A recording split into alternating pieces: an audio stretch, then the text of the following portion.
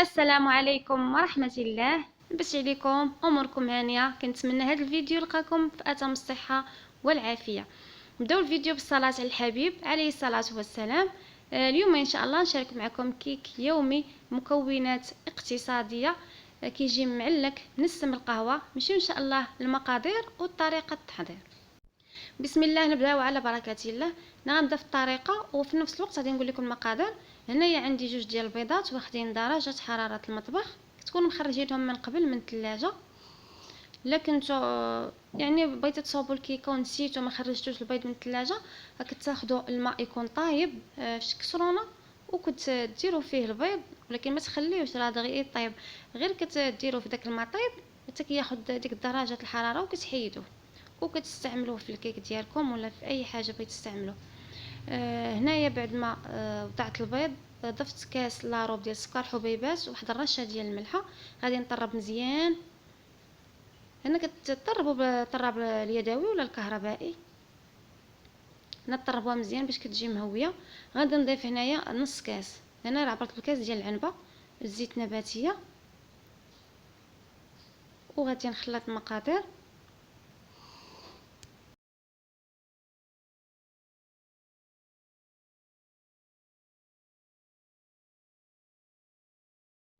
من بعد غادي نضيف كاس ديال الحليب، حتى هو كتكونوا مخرجينه من قبل من الثلاجه يكون واخد درجه حراره المطبخ. وغادي نضيف معلقه كبيره من الخل. غادي نضيف معلقه كبيره من الكاكاو تكون عامره، الكاكاو المر. انا استعملت معلقه صغيره، غادي ندير جوج معالق صغار عامرين. هذا اللي استعملت انايا، خديت ديال العبار، ما زوينش، ما تيعطيش اللون، تيجي اللون ديالو ما تيجيش كحل. الكيك كيجي اللون ديالو قهوي. الكاكاو كتغربلوه باش ما يتكورش. غادي نخلط، عاد غادي نضيف الدقيق. غادي نعبر بالكاس ديال العنبه. غادي نقول لكم شحال غادي نحتاج ديال الدقيق. مع كاين الدقيق اللي تيشرب وكاين الدقيق اللي ما تيشربش. هنا عندي كاس ديال الدقيق، الكاس ديال العنبه عامر، حتى هو كتغربلوه واخا كتكونوا مغربلينه من قبل. هنا غادي نخلط الكاس الاول.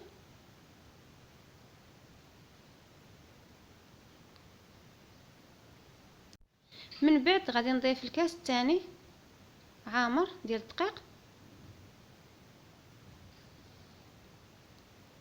غادي نخلط. انا الكيك كيكون القوام ديالو شويه ثقيل.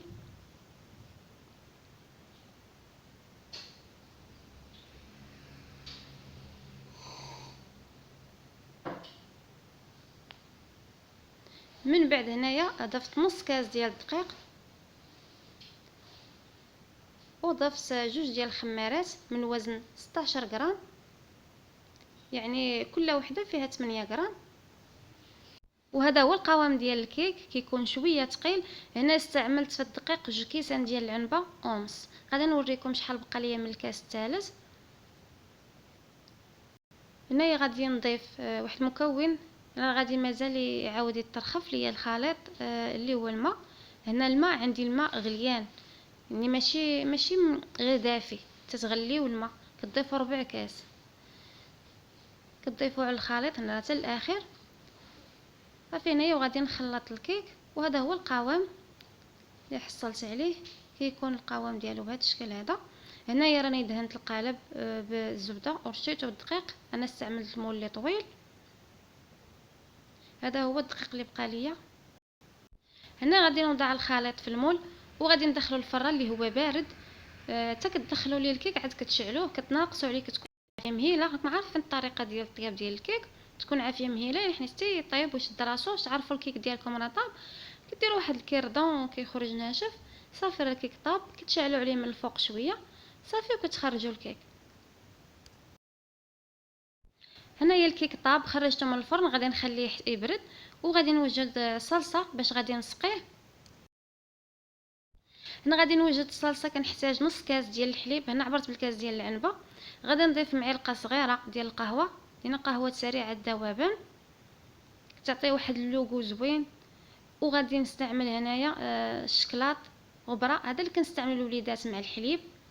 ما كانش متوفر كديروا الكاكاو، هذا مذاق ديالو زوين، كيجيب الكيك واحد كيعطي واحد اللوغو زوين.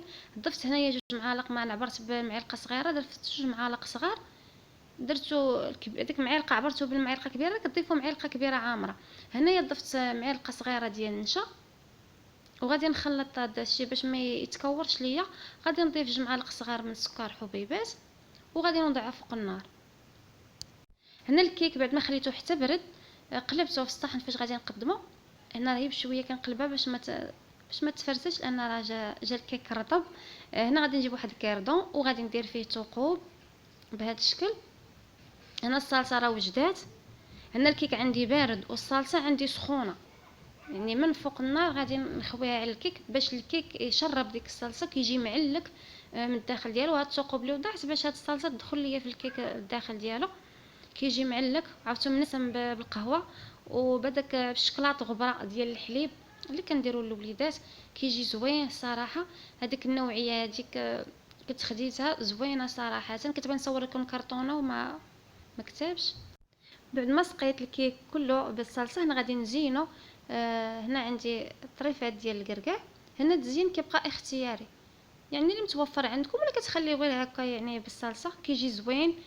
عرفتو كيجي معلك ديك الصلصه من داك الثقوب اللي وضعت في الكيك وكتخويو ديك الصلصه يشربها الكيك كيجي معلك من الداخل ديالو. غير تكون الا كانت الكيك عندكم سخونه الصلصه خاصها تكون بارده، كان الكيك بارد الصلصه كتكون سخونه باش كيشرب. وهنايا غادي ناخذ الشكلاط، الشكلاط مربع ذوبته، وغادي ندير خطوط بهذا الشكل هذا. ولا عندكم كراميل حتى هو كيجي زوين، صلصه الكراميل كديروا خطوط من الفوق. وهذا هو الشكل النهائي ديال الكيك بعد ما زينته بهذا الشكل هذا. ديروا خطوط من الكراميل حتى هو راه كيعطي واحد لوغو زوين، ولا كديروا خطوط من الشكلاط كيف ما درت انا. هنا التزيين كيبقى اختياري، المهم هي هاد الصلصه اللي كتخلي لهاد الكيك كيجي معلك من الداخل ديالو، والباقي راه كيبقى اختياري. الا متوفر عندكم ما متوفرش كديروا داكشي اللي متوفر عندكم. هنا غادي نقطع لكم وتشوفوه كيف كيجي من الداخل، كيجي صراحه معلك، كيجي مسقي بديك الصلصه ودوك مذاقات ديال القهوه مع الشكلاط، كيجي يعطي واحد المذاق اللي زوين الصراحه. انا عجب وليداتي. وداك الشكلاط اللي استعملت اللي قلت لكم تيدار للوليدات في الحليب صراحه مذاق ديالو زوين. كنت غادي نصور لكم الكرتونه ديالو وكنت رميتها. وهذا هو الكيك ديالنا. هنا راه الكاكاو راه كيجي كحل. هنا هاد الكاكاو انا استعملت ديال العبار ما تيعطيش اللون، كيف ما شفتوا جا اللون ديالو قهوي، المذاق غزال. وكيف ما شفتوا معايا ديك التعليكه كيجي معلك من الداخل ديالو. كنكون هنا وصلت لنهايه الفيديو. اللي وصلت حتى لهنا ما تنسانيش من واحد اللايك للتشجيع، وما تنسايش اختي تشتركي عندي في القناه باش تكبر العائله فضلا منكم وليس امرا. من طبيعه الحال الى عجبكم المحتوى ديال القناه شكرا على المشاهده، والى اقتراحات جداد ان شاء الله. مع السلامه.